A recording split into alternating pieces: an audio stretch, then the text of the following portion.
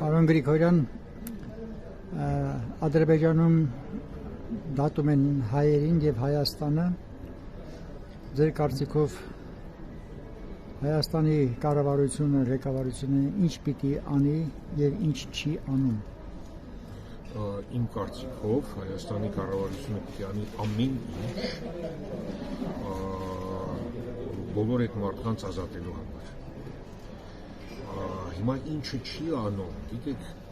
այստեղ ինչ դժվար է ասել, բայց ես ենթադրում եմ, որ ամեն ինչ չի անում։ Ես այդ դատավարությունը, այդ ընթացքը կդնեի կառավարության եւ արտգործնախարարության օրակարգի որպես ամենակարևորագույն հարց կամ հարցերից մեկը, որովհետև երկիրը չի կարող թողնել իր քաղաքացիներին այլ երկրում դատվելիս։ Այդ մեկ, երկրորդը, երկիրը չի կարող թողնել ոչ այնքան բարեկամական, այսպես շատ մեղմ ասած երկրում իր քաղաքացիներին, որոնք գիտեք, որ դատվում են ապօրինի եւ մտածված մեղադրանքներով։ Ես կուզենայի, որ կառավարությունը լիներ ավելի ակտիվ եւ ես կուզենայի, որ կառավարությունը նաեւ աշխատեր այլ երկրների դիվանագիտական ուժերը ներգրավելու վրա, որովհետեւ պետք է լինի անընդհատ ճնշում եւ այդ ճնշումը պիտի մեծանա, ես նկատի ունեմ Ադրբեջանի կառավարության վրա ճնշումը, որպեսզի այդ մարդկանց ազատենք։ Հայտնի է, որ Իլհամ Ալիևը իր թշնամիներին կամ մարդկանց, ում որ ինքը ընդունում է որպես թշնամի, բանտ է նստացնում երկար ժամանակով։ Եվ դա շատ դժվար եւ բարդ ձևով է անդրադառնում հենց այդ մարդկանց վրա։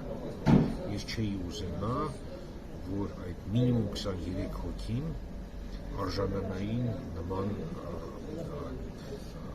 ճակատագրի։ Մենք տեսեք ասում ենք մինիմում 23 հոգի, բայց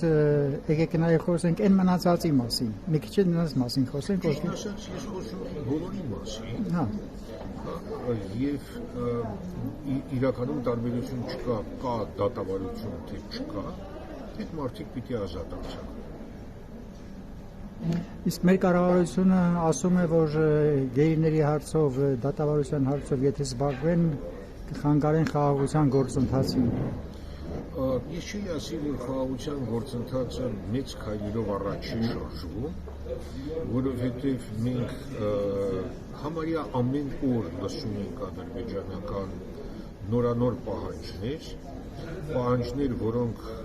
հասնում են աբսուրդի, եւ ես վստահ եմ, որ Բաքվում գիտեն, որ այդ պահանջները աբսուրդի են հասնում,